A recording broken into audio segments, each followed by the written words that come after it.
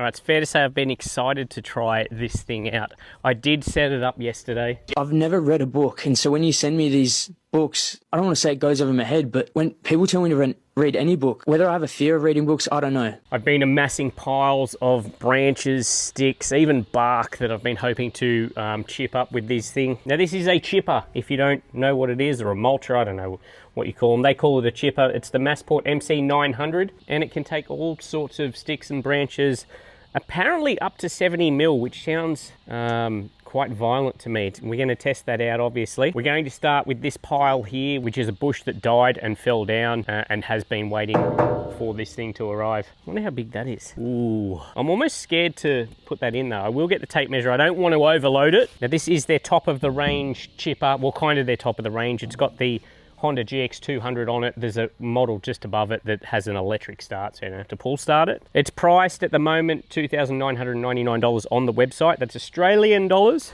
so it's definitely not a cheap and cheerful machine. It feels really heavy duty. I am no chipper expert. I've actually never used a chipper until yesterday. I'd never even considered how they really work, so it was interesting to put this thing together. When I say put it together, all you had to do was put the chute and the wheels on. But yeah, obviously we've got the Honda engine here. That spins around a shaft that goes into a cutting disc in here that spins around at super fast speed. It's got a heavy flywheel that creates centrifugal force, which really propels that thing. There's 3 blades on that, and that goes against a fixed blade and just absolutely mulches the stuff up. It's about 90 kilos, not light. When I saw that, I thought, oh, this thing's gonna be a nightmare to get around the property, but transporting this thing on these big wheels is really, really easy. Going up hills is a little bit harder, obviously, but yeah, I'm very happy with how it rolls along the ground with these big wheels. Just push it along like this, like a wheelbarrow. So it's gonna make it super easy for relocation around this place. I think I'm gonna buy a dedicated mulch bin, like a wheelie bin, because you could fit a wheelie bin under here and have it direct straight into there. You can change the angle of where it comes out, because I should probably explain. You feed the stuff in here, goes down into there, gets mulched up, spat out here at a high velocity. You don't be putting your hands or head there, but then you can direct it where to go. You can go straight out into a garden or something, or into a wheelie bin. We have a lot of garden beds around here that I would like to mulch. I have read that you need to, and from going to the recycling centre, know that mulch, you do need to let mulch age before putting it in a garden bed, otherwise it can rob the plants of nitrogen, I believe. So we might have to store this stuff. I don't think it's going to be like a premium mulch or anything, but you know, we're in the bush here, so I might just take it down to a pile, keep it there, try and age it for a bit. But I don't know, what are your experiences if you've used mulch from one of these? Chip straight away and straight into the garden bed, let me know. I don't know whether this is recommended. It probably isn't, but you know, that's not my issue. I'm doing what works. This is what I did yesterday and it worked pretty well. My big green bags that I use for grass and everything. Man, these things get some use. I just put one of the flaps over here. Maybe we'll direct that down a bit. I just put that over there and I just put a ratchet strap around it, and it filled up nicely. No mess going everywhere. Obviously I don't want chips all over the grass. That's a better look at it. There we go. We'll just do that up. I think that's secure there, because we're going to be violently chipping up to 70 mil branches here. Proper PPE is a good idea. This thing is loud, so definitely some earmuffs, gloves, and for me, most importantly, safety glasses. The ones that I use, these are the Bolle STKS. I do have a lot of people ask me what these are. They're not a bad looking safety glass. They've got the little, they're that style of safety glass with the little side bits there, which are clear. Most importantly though, the ones I use are the anti-fog ones. Once you start getting sweaty, you don't want the things fogging up. So I do get the anti-fog ones. I find them super comfortable on my head, even though my head is tiny. But yeah, eye protection on this thing is going to be absolutely premium. All right, I'm taking you around to the business end now. I have got my electronic pruners and my reciprocating saw to get any of the large branches into a size that'll go through. I think these will do most of the work. Enough talk, let's get this violent chipping machine booted up. See if we can make some chips. I do like these Honda engines. They just fire up so easy, so easily. Got the revs going. Engagement arm here to pull over. That's going to get that flywheel going. I told you it was loud. I don't know if there's a particular way to do this. We're just going to shove it in, hope for the best.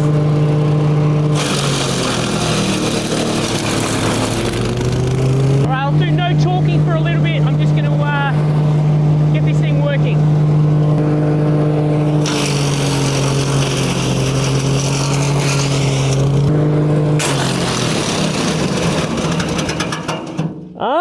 Bit off a little more than we could chew. Let's see if it's difficult to get it going again. We'll disengage it.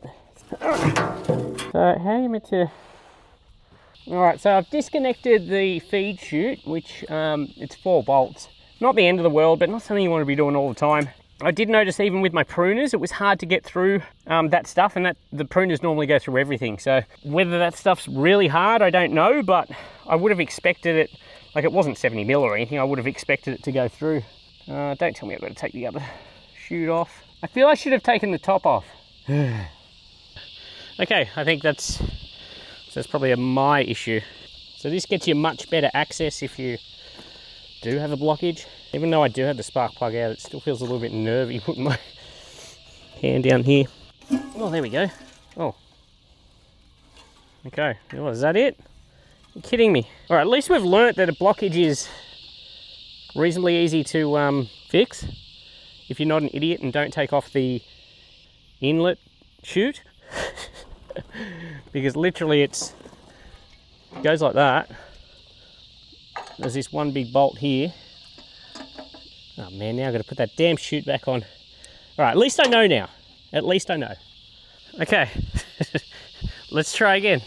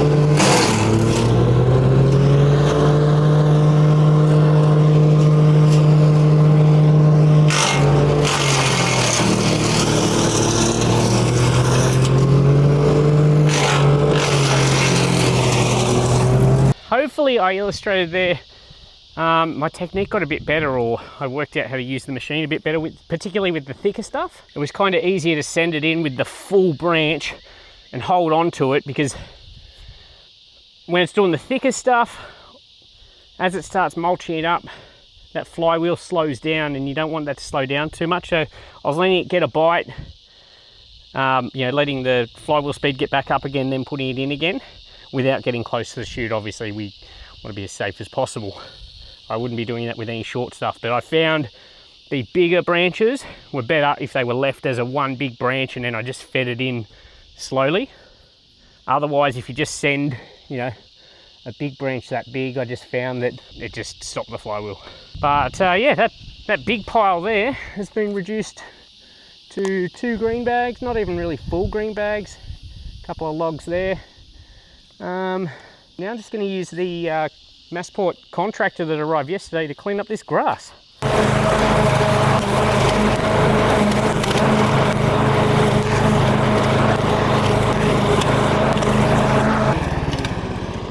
Never even know we were here. I mean, apart from that big brown patch, but oh, I've been looking at that for weeks. So good to see it gone. Now it's time. We're gonna work our way slowly down. Gonna do that pile of bark and branches under that gum tree, and then the one far, which I don't know if you can see from here, but there's a lot under that tree. This is what we have so far. Various chip sizes. I feel like I'm starting to get my flow with this thing. These bags are working great. I also worked out a much easier way to clamp it on. Ready. So if I get this pile done today, that will be a successful day.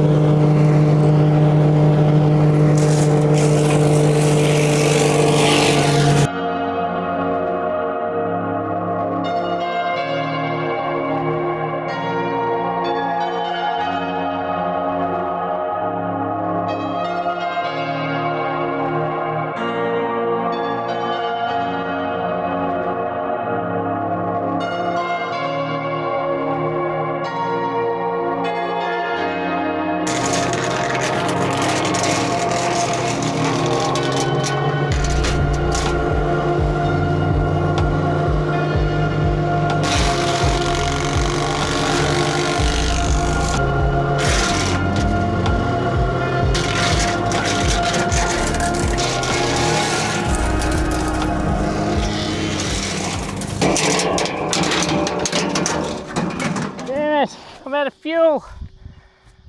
Oh, and I gotta go get more fuel. So close. I ended up taking one completely full trailer load just of wood chips to the recycling centre. So a lot of stuff gotten rid of. The longer I used this thing, the better I got at it, or the more familiar I got with what it likes and how it chews through the stuff better, how to avoid getting it jammed up. I really found if you didn't just throw those massive logs in and you fed it slowly, that was definitely a lot more efficient. Also how to clear small jams in it. A couple of times it got jammed, and just by turning it off, disengaging it, and then kind of re-engaging it, disengaging it, would clear it. Didn't even have to take that off. So past the last time you saw me take this off on camera, I haven't had it off again since. I do not have experience with chippers, so I've got nothing to compare it to, but it did get everything I needed to get done. It's going to be getting a lot more work done around here. I've still got a ton of stuff out the front to do. So once I felt I knew what I was doing with it, I definitely enjoyed using it a lot more. Love how mobile this thing is. It was so easy for me just to pick it up and wheel it around. There go my earmuffs. I thought it was 90 kilos, but it says 100 kilos here, so it is not light. If you've got any questions about it, let me know. I'll see if I can answer them. If you've got any tips for me with the chipper, let me know, because I don't know what I'm doing.